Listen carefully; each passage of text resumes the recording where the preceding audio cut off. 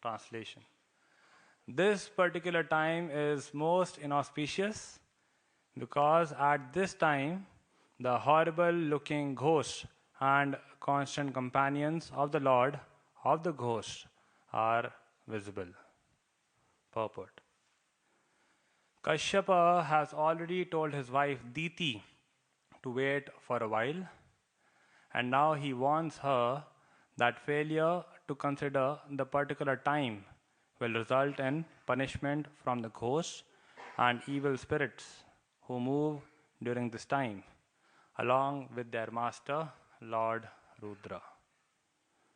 Om Ajnanatimirandasya Jnananjana Shalakaya Chakshurunmilitam Yena Tasmai Shri Gurave Namaha Shri Chaitanya Manobhishtam Sthapitam Yena Bhutale Swayam Rupa Kadamahyam Dadati Swaparantikam Vandeham Shri Guru Shri Yuta Padkamalam Shri Gurun Vaishnavancha Shri Rupam Sagrajatam Sahagana Raghunathanvitam Tam Sajivam Sadvaitam Savadhutam Parijana Sahitam Krishna Chaitanya Devam Shri Radha Krishna Padan Sahagana Lalita Shri Vishakhanvitansha He Krishna Karuna Sindho Dinabandho Jagatpate Gopesha Gopika Kanta Radha Kanta Namostute Tapta Kanchana Gaurangi Radhe Vrindavaneshwari Vrishabhanusute Devi Pranamami Hari Priye Vancha Kalpatarubhyasya Kripa Sindhubhya Evacha Patitanam Pavanebhyo Namo Namaha Jaya Shri Krishna Chaitanya Prabhu Nityananda Shri Advaita Gadadhar Shivasadi Gaura Bhakta Vrinda Hare Krishna Krishna Krishna Hare Hare Hare Ram Ram Ram Hare Hare Namam Vishnupadaya Krishna Prishtaya Bhutale Srimate Bhakti Vedanta Swaminiti Namane Namaste Saraswate Deve Gauravani Pracharane Nirvishesha Shunyavadi Paschatya Desha Tarine.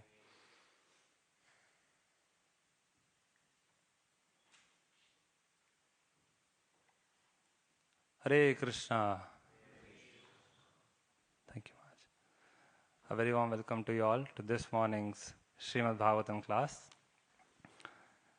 In the 4th canto of Srimad Bhagavatam, there is mention of some wonderful austerities performed by Dhruva Maharaj, as a result of which Krishna appeared in front of him as Prishnigarbha.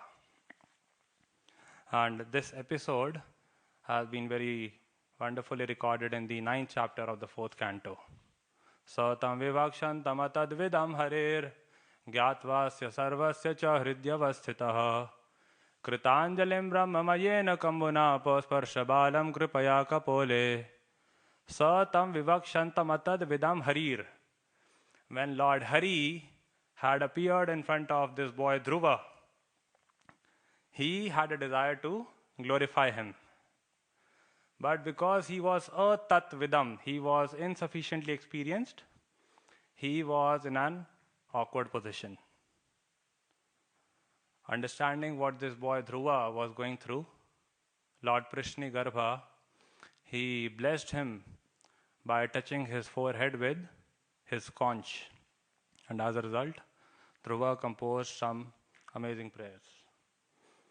Somehow today, my position is also very similar. I am also sitting here with a desire to glorify Srimad Bhagavatam, which is non-different from Krishna. And I am also tatvidam. I am also insufficiently experienced in this regard. And hence, my situation is also a bit awkward. But the good thing is, there are so many seniors here in the audience who can bless me. So please bless me, that I may be able to speak something relevant for your divine pleasure and for my own purification. So this section of Srimad Bhagavatam is very interesting. It's a very tough topic, the urge for sex pleasure. And it's important to discuss this because this sex pleasure is sometimes overrated even within the devotee community, and sometimes it is underrated too, right? So therefore we are discussing this in a public forum.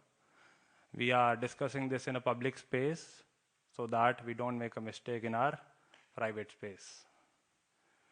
It's important to discuss this publicly so that we don't mess up the things privately. And we'll not just be talking about the urge for sex pleasure, we'll be talking about urges in general. So an urge is an impulse or a strong desire to execute a particular activity.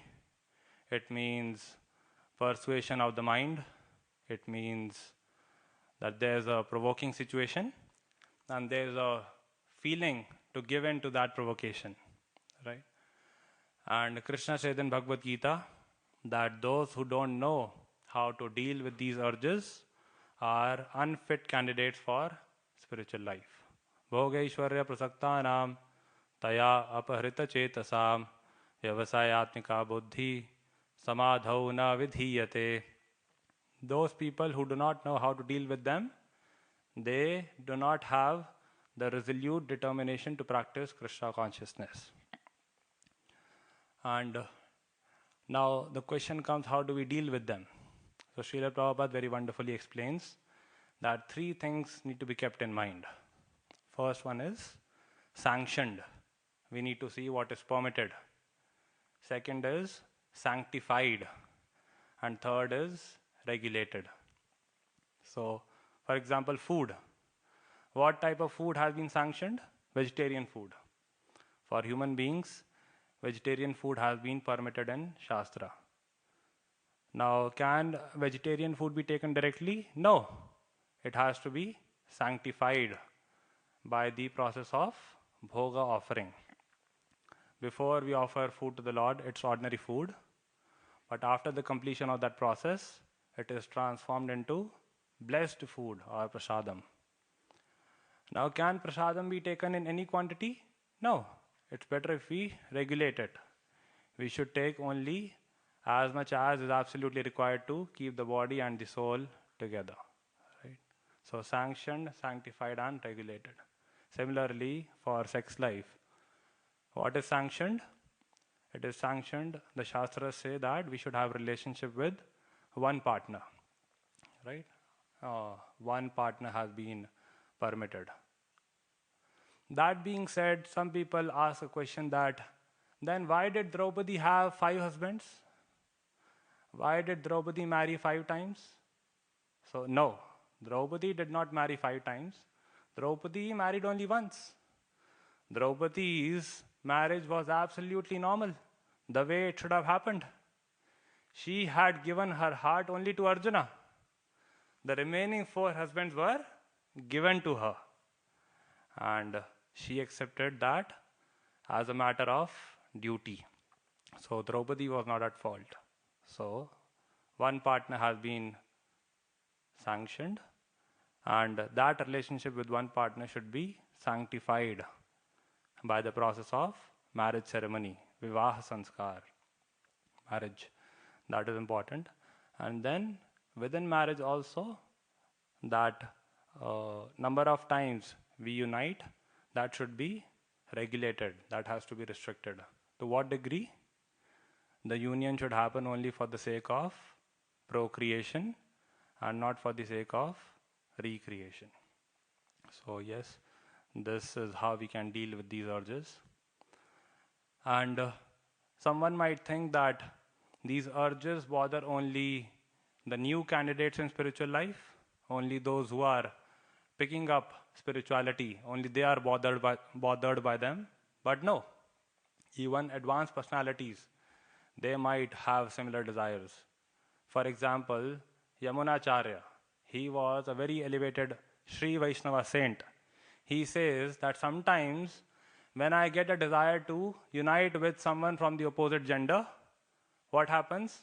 My mouth becomes distasteful and I spit at that thought. He says that yad avadhim avcheta Krishna padaravinde nava navarasa thamni udyatam rantumasita tad avadhi vatanari sangame smaryamane bhavati mukha vikaraha sushthu nishtivanam cha. He said that because I have experienced the bliss of Krishna consciousness, because I have experienced the taste of chanting Hare Krishna, what has happened? The taste of sex pleasure has become insignificant for me. But an interesting thing to note here is, if Yamunacharya is making this statement, that goes to show that sometimes the botheration is there, sometimes the persuasion of the mind is there, sometimes the desire is there. So it's not that only neophytes are bothered by such urges. Like some Be a Monk Challenge boys are here. They might be thinking, because we are new, we have to get up at 4 a.m. and by the time it's 6 a.m. or 7 a.m., I get an urge to go to bed. I get an urge to go to sleep. This is happening because I have been around only for last 2 days. No. It's not happening because you have been around for only 2 days. Those who have been around for last 2 decades, they might also be bothered in a similar way. They also might get an urge to go to sleep during the morning program, but it says that they have learned how to deal with that urge. They have learned the art of saying no to that urge. So, yes. And dealing with these urges is so important. Tolerating these urges is so very important that the 6 Goswamis of Vrindavan, Srila Rupa Goswami, Sanatan Goswami, Jeev Goswami, they composed many literatures. They wrote many books. Nana Shastra Vichara Naika Nipuno Sadharma Sanstapako Lokaram Hitakarino Tribhuvane Vanyau Sharanya Karo Nana Shastra Vichara Naika Nipuno. These 6 Goswamis had written Nana Shastra, many books. They had composed many literatures. And why? What was the reason? What was the karan? Lokanam hitakarino. The reason was Lokanam hita, for the welfare of humanity, for the benefit of humankind. Out of all of those books, out of all the books composed by the 6 Goswamis, Srila Prabhupada gave us only 2. Which ones? Nectar of Devotion and Nectar of Instruction. Shri Upadeshamrit and Bhakti Rasamrit Sindhu. Both of them are by Rupa Goswami.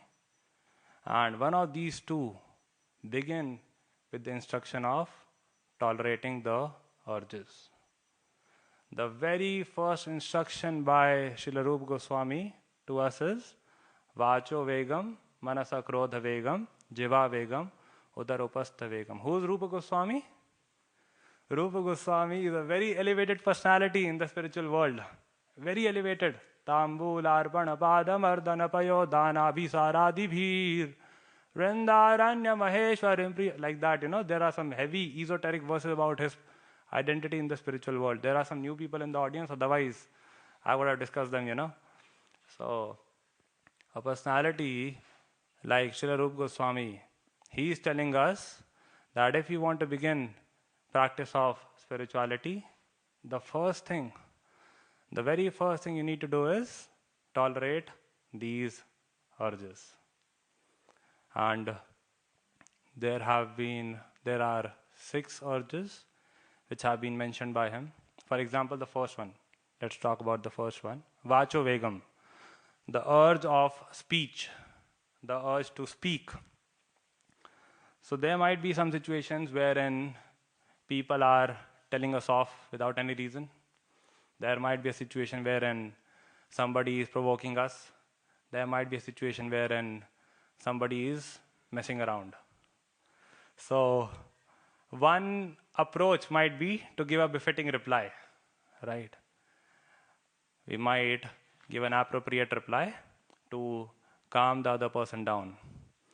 But in other situations, one course of action can be to remain silent, to not do anything.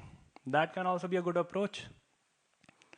Sometimes it may so happen that by our silence, we may end up pleasing Krishna. Sometimes it is possible that our silence can even conquer Krishna. Which personality in the pages of Srimad Bhagavatam was told by Krishna that you have conquered me by your silence? Which devotee? Rukmini. Chapter 60, Canto 10. Bhratur virubhakaranam yudhinirjitasya prodvaha parvani cha tadvadamaksha goshthyam dukkham samuttamasaho smadayoga bhitya naiva braviha kimapi tena vayam jitaste. Krishna is saying, "O Rukmini, there were two situations, there were two circumstances which were dukkham samuttam asaho. Asaho means unbearable, dukkham means painful. There were two situations which brought about unbearable grief for you. The first one was when your brother Rukmi was the brother of Rukmini. The first one was when your brother Rukmi was defeated in the battle. And at the end of that defeat, he was humiliated. He was disfigured. His hair were chopped off from here and there. And to see him humiliated in that way was no fun for you. That was one. And the second one was when at the time of marriage of Aniruddha, Rukmi was playing a game of chess with Balaram. And Rukmi was trying to cheat. He was trying to make fun of Lord Balaram. Lord Balaram became furious and killed him at that very spot.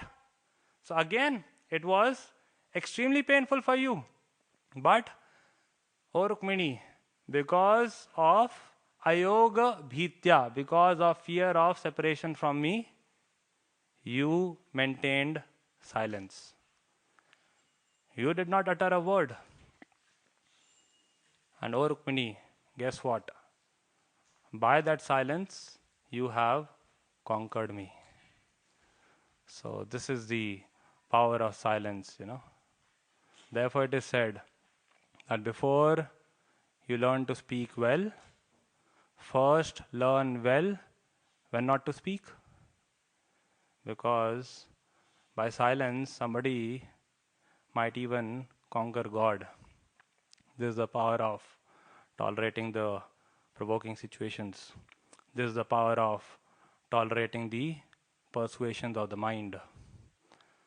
And this power can be possessed only by those who are divine. Chapter 16 talks about, or Bhagavad Gita talks about this, divine and demoniac natures. So those who are divine, only they have these powers. Those who are demoniac, because they are very fond of sense gratification, they cannot do this. Demoniac. The term demoniac in Sanskrit is called asura. Asura is composed of two subterms, asu and ra. Asu means instant and ra refers to Ramana, which means pleasure. So those who are demoniac, they are very fond of instant pleasure. They want instant sense gratification. In this day and age, we have products like this: instant Maggi, instant noodles, 2-minute Maggi, 2-minute noodles. All of this is not so nice, All of this shows that we don't have patience. This shows that we cannot wait. This shows that we are very fond of sense gratification. In today's verse also, here, Diti is in a romantic mood and she wants sex then and there. She is being told, this is not the right time, please wait. Kashyapa is trying to persuade her, but no. Because she did not wait, 2 demons were born. So yes, what we should try to do is curb down the demoniac tendencies within us and try to cultivate the divine habits. And this is possible. That's why Krishna spoke the 16th chapter of Bhagavad Gita. This is possible by a process called training and education. So the process of transforming a demoniac person into a divine personality is called training and education in spiritual life. And this training is very important. Krishna says in Bhagavad Gita that this training should happen as early as possible. This training should happen in the beginning. Tasmatvam indriyanyadau niyamya bharatarshabha papmanam prajahihyenam jnana vijnana nashanam. Tasmatvam indriyani adau. Adau means in the beginning. It means ASAP, as soon as possible. So yes, the sooner the better. On this was Bhagavad Gita 3.41. Few days back, Her Grace Prabhupada Priya Mataji gave an extraordinary class. It was a flawless class. And so much so that when Mataji was leaving on 27th December, I was telling her, Mataji, 2 complaints from you. One is that every time you come to the manor, you come for such a short duration. Please come for a longer period of time. And second is, this time you gave just 1 morning class. That's unfair. Next time when you come, please give many more morning classes, because such caliber is very rare, extremely rare. To give you an idea of the kind of preaching skill that Mataji possesses, it was Srila Prabhupada's disappearance day, and we were on SSP in Watford on the High Street. And 2 boys of a different religion, they walk up to me, and their first statement was, we are not interested in buying a book, but still we have some questions. Can you answer? I said, okay, go ahead. And they started asking questions in a very arrogant way. I tried answering for some 20 seconds, and then I said, sorry brothers, my time is precious. I'm not here for all this. Tata, bye-bye, see you. So they left. Then after a few minutes, I saw 2 of them walking again towards us. And this time they were stopped by Prabhupada Priya Mataji. And Mataji was going for it. And I was thinking, Mataji, you are wasting your time. They said this in the first place, that they are not interested in the book. But still, conversation was going on and I was observing. Ladies and gentlemen, after a few minutes, I saw these 2 boys walk away with a blue color book in their hands. And it was Science of Self-Realization. And I was like, how? How, why, when, what? What did you do, Mataji? How did this happen? They said that they are not interested in the book. And he said, they were very open to me. They were asking some questions and I just answered. So I said, Mataji, that's why, there's a reason why you're called Prabhupada Priya Mataji, There are 3 people in my list whom I wish to defeat someday in this life in terms of book distribution, and one of them is Mataji. So good. So anyways, back to the topic. Tasmat tvam indriyani adau. Adau means in the beginning. So yes, Mataji was quoting this verse. Kaumaram acharit pragyo dharman bhagavataniha. Bhagavatam says, Prahlad Maharaj is saying, Kaumaram, this training should begin at the age of 5. Right? The sooner, the better. So yes, by the way, please don't get me wrong. When I say this, that doesn't mean that this training should be at the cost of academic studies, Both are equally important. Professional training and spiritual training. So both should go hand in hand. Academic studies and spiritual training. So that's one. And second, what we can also do is, one of my seniors, whenever he meets university students, he tells them that if they are interested into spiritual life, if they are practicing Krishna consciousness, he tells them that before you go to your class, the college classes, they begin at 8 a.m., 9 a.m., something like that. So he tells them that before you go there, try to have some kind of a morning program at your place. Try to chant some good number of rounds of Hare Krishna in the morning. 8 rounds, 10 rounds, 12 rounds, 16 rounds, something like that. And try to read or hear Srimad Bhagavatam. Why? Because if we do this now, we'll develop a taste for it. And eventually when we graduate and go into the professional world, or even if we get married, what will happen? We will keep coming to the temple for the morning program. We will not just be a guest for the temple, we'll be a host. Right? If we don't do this now, later on, you'll be so engrossed in family life that you will come to the temple only for festivals, and that too as a spectator, right? Nothing wrong with being a spectator. It's good to be a spectator.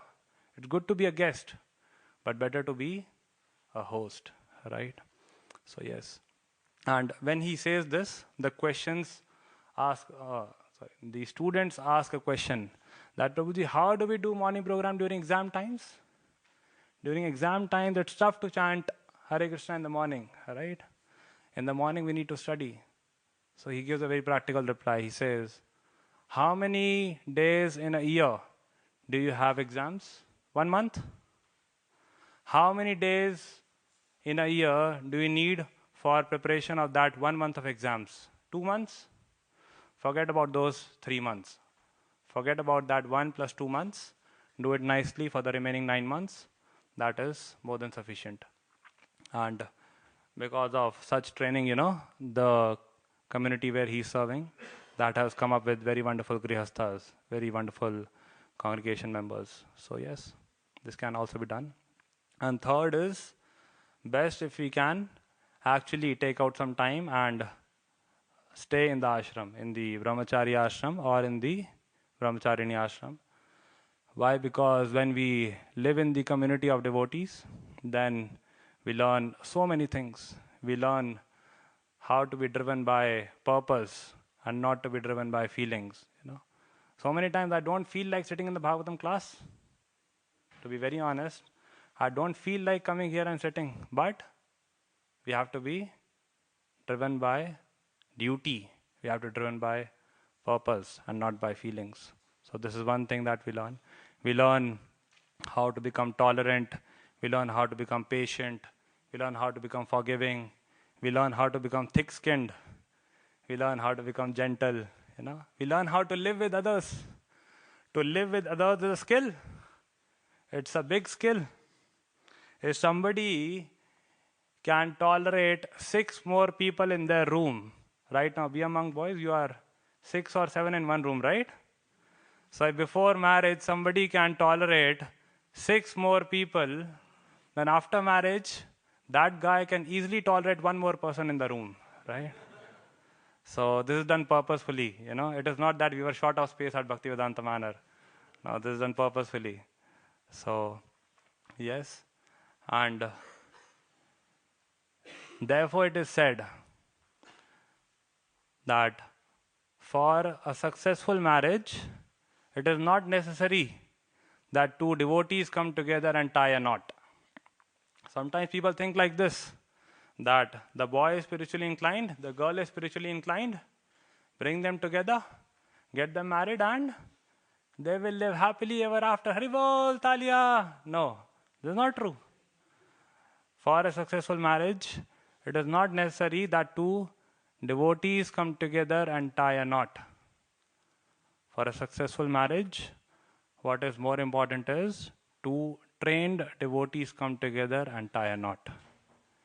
Because if they will be trained, they will understand that sometimes life is about compromise. They'll understand that life is about commitment. Life is about service. Marriage is not just romance. Marriage is responsibility. They'll understand that. It is said that a good couple is not that in which husband and wife look at each other.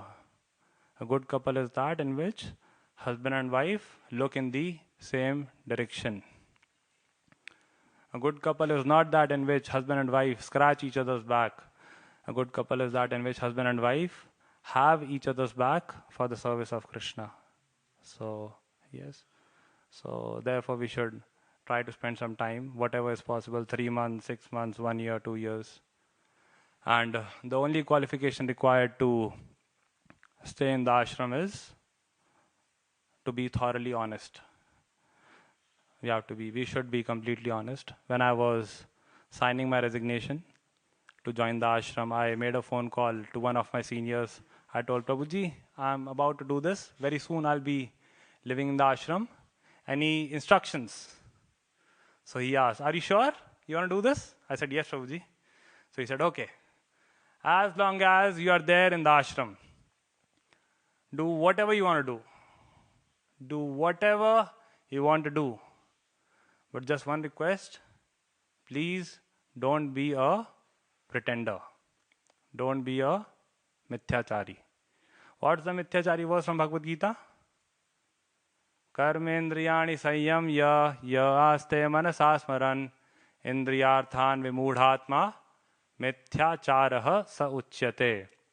A pretender is that guy who externally refrains from sense gratification but internally meditates upon the objects of senses. A mithyachari is that person who externally accepts the robes of a renunciant but internally is making plans for sense enjoyment. So yes, when we come here, we should be thoroughly honest.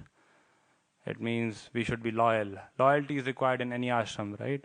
In family life, husband and wife should be loyal to each other. Here in the ashram, we should be loyal to the deities.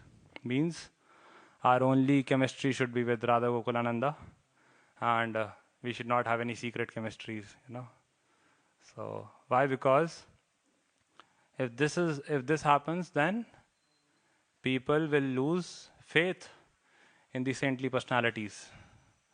If such behavior is there, people will lose faith in the sadhus. We observed this in the recent winter marathon. Myself and Sanket Prabhu, we were a team. So when we used to get bored, when not many people were interested in Bhagavad Gitas, we sometimes used to become Indian fruit sellers. We used to shout, Hare Krishna, Bhagavad Gita, leke jaiye, leke jaiye, leke jaiye. Giving it to everyone, nothing dangerous. You may pay 5 pounds or you may pay 10 pounds. Whatever you want to pay, just pay. Negligible price. Take a Bhagavad Gita home. So, because of this, some people used to come. And some of those, for a single copy of Bhagavad Gita, paid a big donation. They paid a big amount. Why? Because they have faith in the sadhus. I am not even a sadhu. I am just in the dress of a sadhu. I am trying to be a sadhu. I told them that I am a new monk. I recently joined. Still they gave because they have faith that this money will be utilized at the right place. So if we come here for making chemistry, by the way, nothing wrong with having chemistry, We all are born because our parents had chemistry. So nothing wrong with having a partner. My point is that some people, their psychophysical nature is such that they can perform nicely in a team. Some people, they are designed in such a way that they can perform nicely with a partner. And some people, their psychophysical nature is such that they can perform nicely solo. They can perform nicely when they are by themselves. So for them, monk life is there. So which one is better? Monk life or family life? Which one is more glorious? The question itself is incorrect. Both are glorious. Both are fertile grounds for practicing spirituality. It just depends on the inclination of the individual. So yes, we should try to maintain this strictness. And when we do this, there will be people. There will always be people who will criticize us. There will be people who will say, what is this nonsense? This monk life, it's not practical in 21st century. You people are fanatic. Like I remember when I was in my last day at my office, I was preparing my mindset for ashram life. So one of my colleagues, he said, hey Ananta, I have observed that all of a sudden you have stopped talking to the ladies in the office. Why so? I said, no, that's incorrect. I do speak to them. Whenever there's a need, whenever there's a requirement, I still speak to them. Of course, I have reduced it because there's a reason, there's a purpose, there's a solid spiritual reason behind that. He said, yes, I want to know that reason. What's the reason? So I said, my dear friend, just because you are asking, I'm telling you. Because you have asked, I'm telling you, my reason is agitation. My humble, honest reason is agitation. He said, what? Ananta, you get agitated simply by speaking to a lady? I said, no, hold on. When did I say that? When did I say that I get agitated? I do not get agitated. I am concerned about that lady. She will get agitated if a good-looking guy is standing in front of her. We are monks of 21st century. We do not get agitated. We give agitation to others. Sorry, Mataji, just joking, Please forgive me. I know it was a pathetic joke. But yeah, this is what we need to do. When somebody is messing around, somebody is calling us a fanatic, no need to take it seriously. Just make a joke out of the situation and just move on, There will always be people who will never understand the purpose of renounced life. There will always be people who will criticize us. There will always be people who will misunderstand us. So we have to understand that sometimes we will be misunderstood. I was in Delhi last year, September, October, and I went in saffron robes for the first time, So one lady from our neighborhood, she made a mockery. Shri Radha Gokulanand ki, Shri Sita Ram Lakshman Hanuman ki, Shri Gaunataya ki. So this lady from our neighborhood, she made a mockery out of my saffron robes, She insulted publicly. And I could have given a befitting reply, easily. Because in such circumstances, it's very natural to feel bad, right? It's natural to feel bad. But the principle is, even though we may not be able to control how we feel, we can always control how we act. We can always control our behavior, so we should be very mindful about it. The world may be chaotic, but we don't have to be, right? So yes, we should understand that there will always be people who will be envious of us.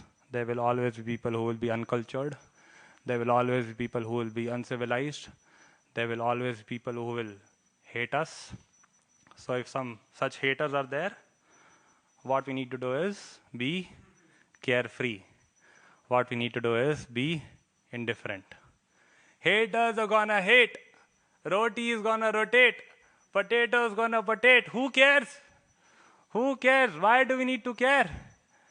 If such people are messing around, just be relaxed.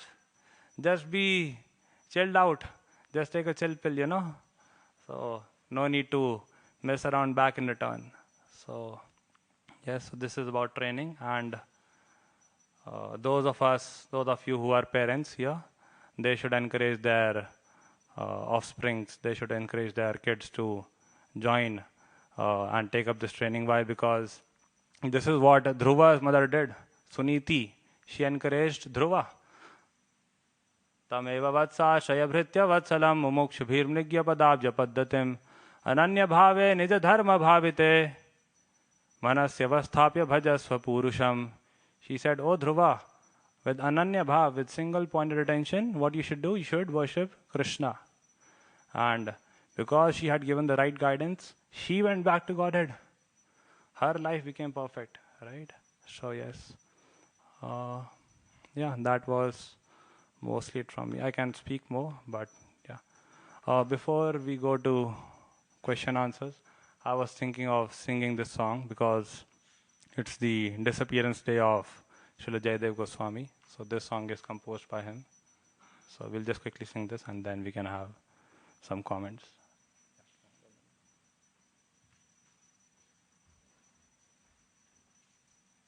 Can we go to the translation first? We'll read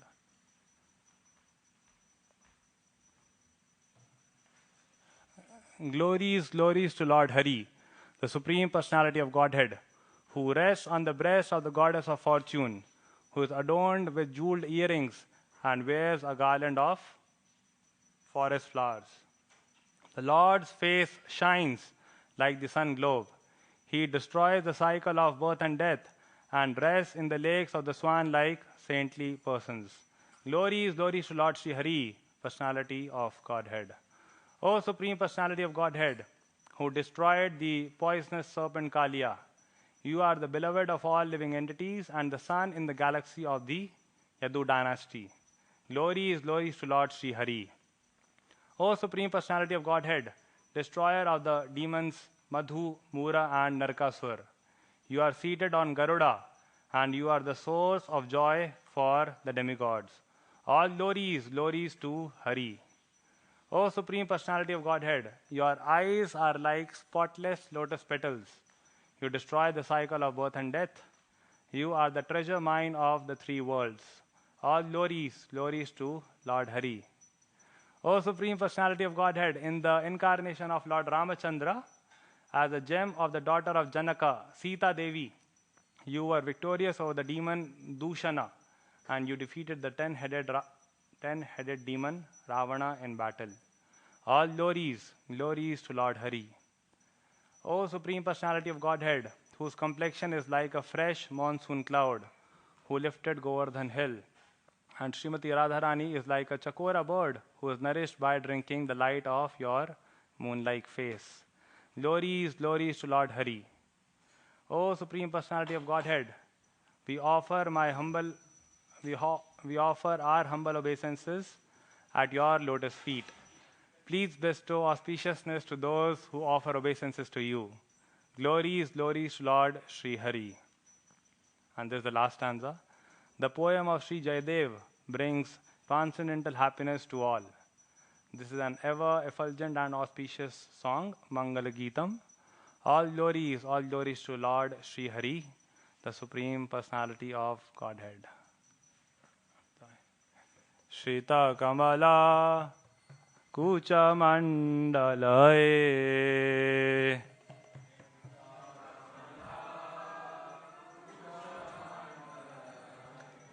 Shrita Kamala Kucha Mandalae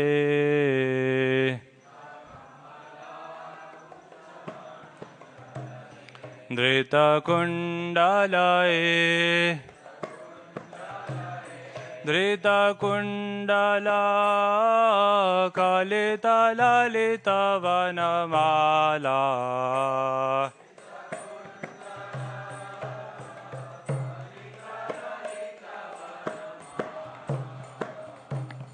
Jaya Jaya Deva Hare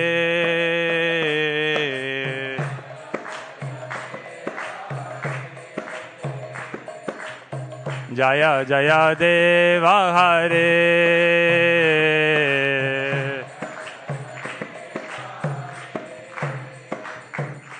Dina Mani Mandala Mandanae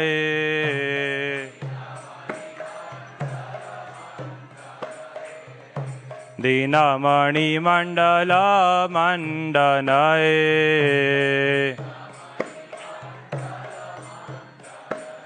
Bhavakhandanae Bhavakhandana Muni Jana Manas Hansa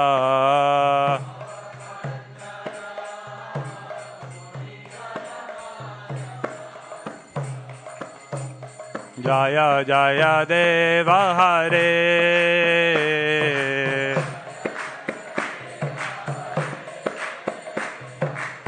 Jaya Jaya Deva Hare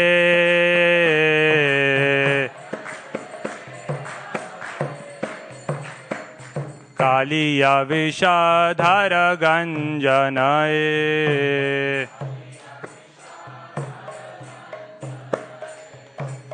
Kaliya Vishadhara Ganjanae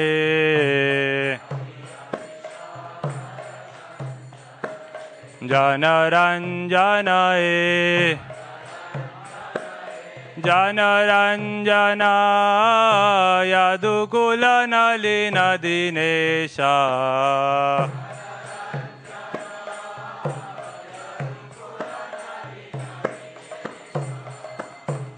Jaya Jaya Deva Hare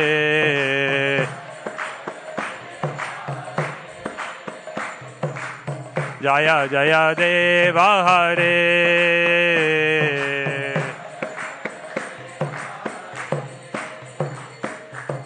मधुमूर नरक विनाशनये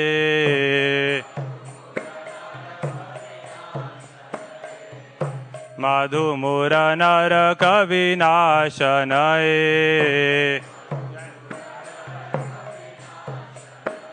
गरुडासनये गरुडासना सुरकुल केली निदाना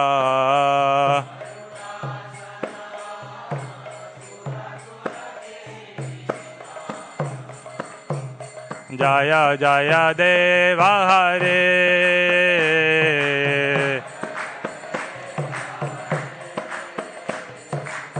जय जय देव हरे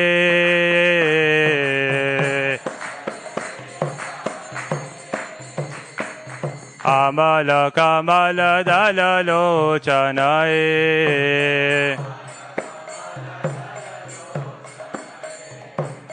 अमल कमल दल लोचनये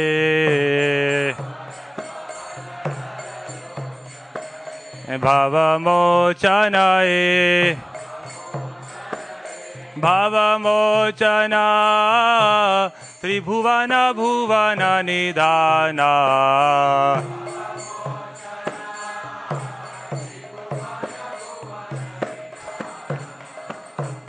जय जय देव हरे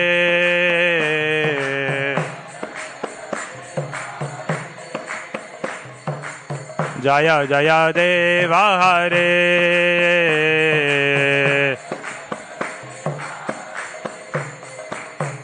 जनक सुता कृतभूषणये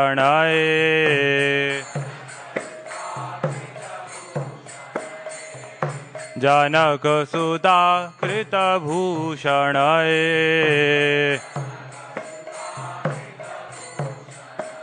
जितदूषणये जितदूषणा summer Shamit दशकण्ठा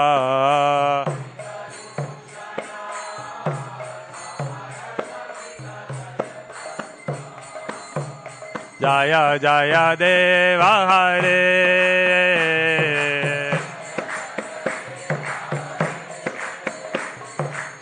जय जय देव हरे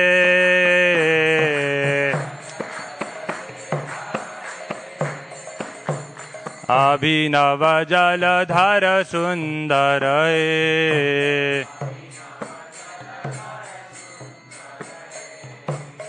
अभिनव जलधर सुंदरये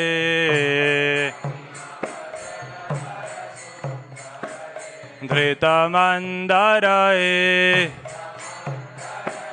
धृतमंदर श्रीमुख चंद्र चकोरा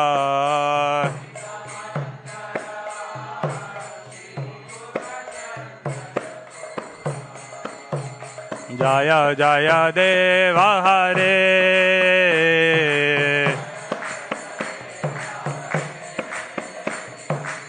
जय जय देव हरे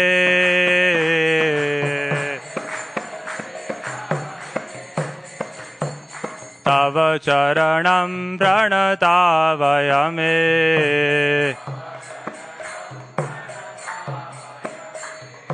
तव चरणं प्रणतावयमे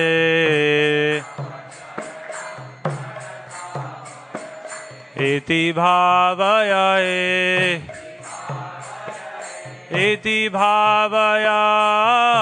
गुरुकुशलं प्रणतेषु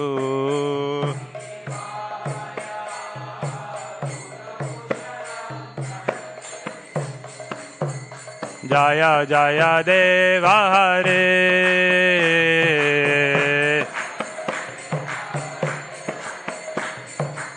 जय जय देव हरे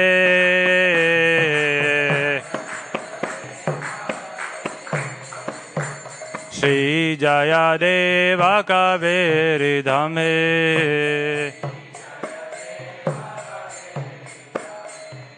Shri Jaya Deva Kaveridame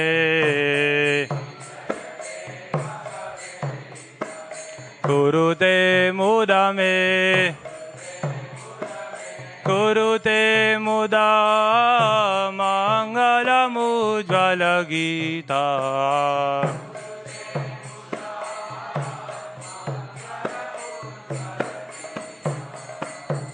Jaya Jaya Deva Hare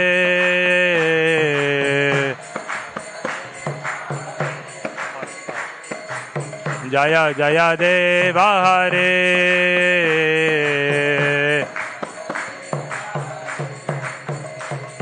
Shrita Kamala Kucha Mandalae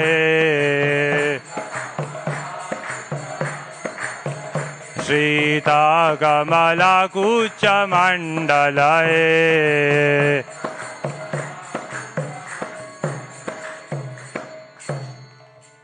Jai Shri Jayadev Goswami ki. Yes, thank you so much. That was mostly it from me. Any comments or questions or feedbacks or criticism? Yes. Can you pass the mic, please?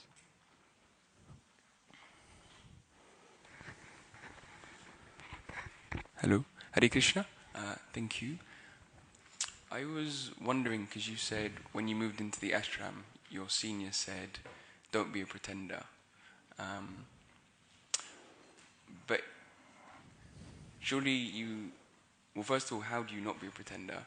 But also, is it not like a necessary step to be a pretender when you are in that sort of more neophyte stage? Because that's sort of part of the purificatory process. Yeah, so as I mentioned, not being pretender means giving our 100% in the service of Krishna. When we are here, we should make sure that our mind is also here. Our mind is not making any different plans. So if there's any, desire for getting married, we should cut down that desire. And if you're not able to do so, we should honestly get married, So that's what is called not having pretense. So we should not do this. Pretense means we are here, body is at one place, mind is at another place. So that's how we define the mindset of behavior of a pretender. So yeah, we should try to avoid that. So even if we are here for a short period of time, we should give our everything. That's what I would say. Anyone, anything else? All right. Grantaraj Srimad Bhagavatam ki, Srila Prabhupada ki, Gaur Premanande.